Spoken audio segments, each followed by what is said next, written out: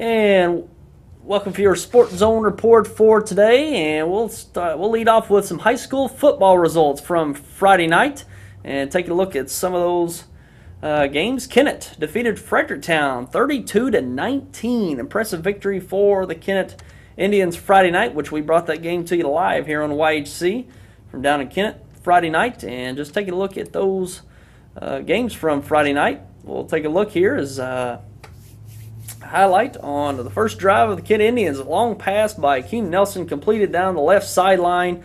Sets it up for the touchdown. First touchdown for the Kennett Indians. They go up 6-0.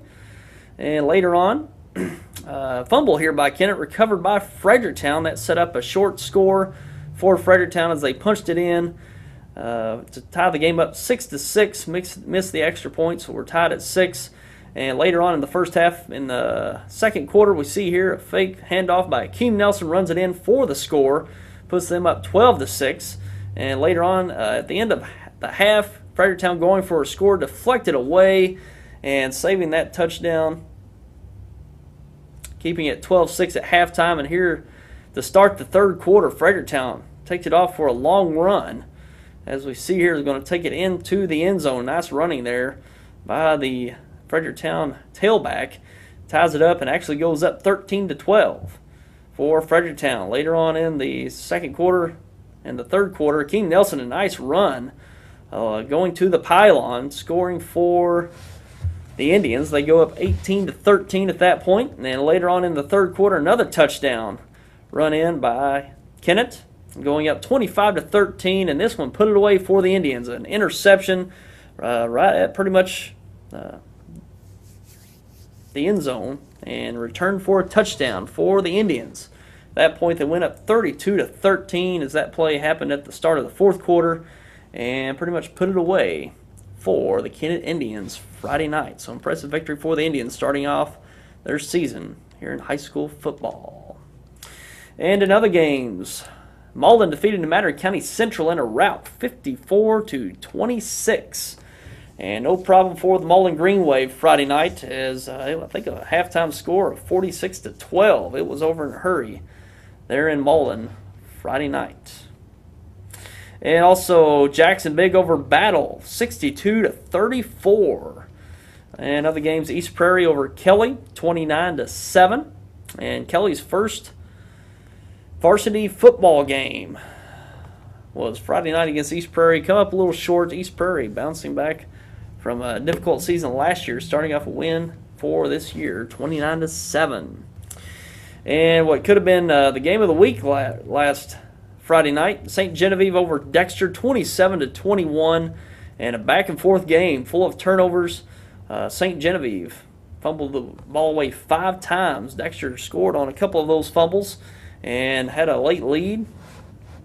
And St. Genevieve scored on a 48-yard pass to go up 27-21. Even Dexter had a chance to win. I believe they scored on an initial 75-yard touchdown pass from Peyton Pollock to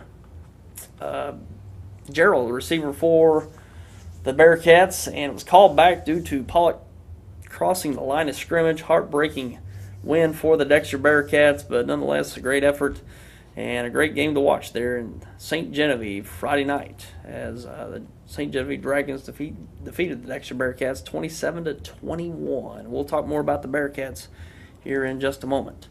In other games, Poplar Bluff over Fox, 35-21.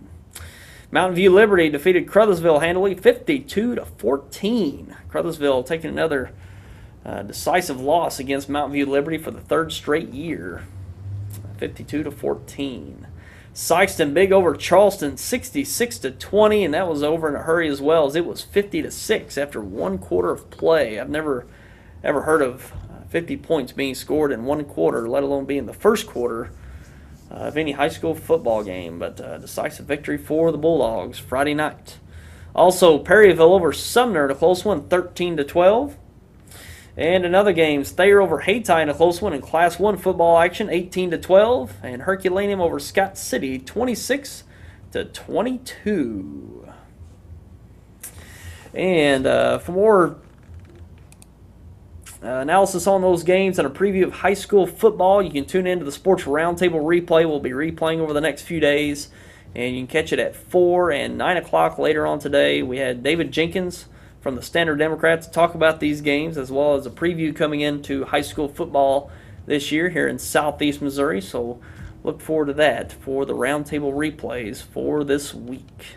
And speaking of the Roundtable, you can tune in each Saturday at 10 a.m. We have it live at 10 a.m. each Saturday morning, and tune in for that. We have replays at 4 and 8:30 on Saturday, and subsequent replays throughout the week. So look forward to that here on YHC. We got it underway this past Saturday here on your hometown channel. And speaking of those Dexter Bearcats, we'll be hosting their first home football game this Friday night here in Dexter as they take on Poplar Bluff. Poplar Bluff comes to town to take on Dexter, and that will be live this coming Friday at 7 p.m. Right now it's scheduled for 7 p.m. They moved a lot of the games back last week to 8 p.m. due to the heat. We'll see if that sticks at 7 p.m. this week. But as of right now, we're going to broadcast that one live this Friday at 7 p.m. right here on YHC, online at YHCTV.com and SportsZone.com. So look forward to that this Friday night here in Dexter. And now taking a look at some Cardinals baseball over the weekend. The Cardinals defeated the Phillies on Saturday 6-5 and lost yesterday 7-1. And the Cardinals record stands after the weekend 70-59, still second in the National League Central, and still a game and a half back of the Brewers. Hadn't changed over the weekend. And take a look at their schedule. They got a road series tonight in Pittsburgh starting at 6:05 on Fox Sports Midwest. And that's pretty much all to report. I know NFL preseason had a big weekend, a lot of big news over the weekend, especially for the St. Louis Rams. St. Louis Rams quarterback Sam Bradford suffered an injury to his left knee, and it's a torn ACL once again. Had a torn ACL last year midway through the season, and happens once again in preseason play over the weekend against the Cleveland Browns.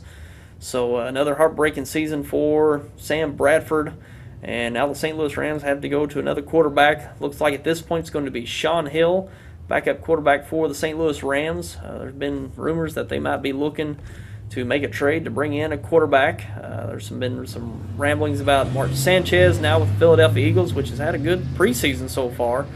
We'll see if they approach him or anyone else to bring in for a quarterback. But Jeff Fisher, the head coach of the St. Louis Rams, said they put their confidence in Sean Hill to take over for the Rams this year. You never know, it might be a Kurt Warner thing. Bring in a quarterback. After a quarterback goes down in preseason, he takes him all the way to the Super Bowl. We'll see. Sean Hill's been around mostly with the Detroit Lions, and he didn't show that kind of promise. Kurt Warner promise, but you never know. Might be some magic for the Rams in store this season, but certainly not good for Sam Bradford. He's got one more year on his rookie contract, and he's due, I think, $15 million next season, so his time in St. Louis may be done. They may be moving on in another direction at the quarterback position after this season. So that's yet to be seen. A whole season yet to be played in NFL football. And that's all we got for your Sports Zone for today.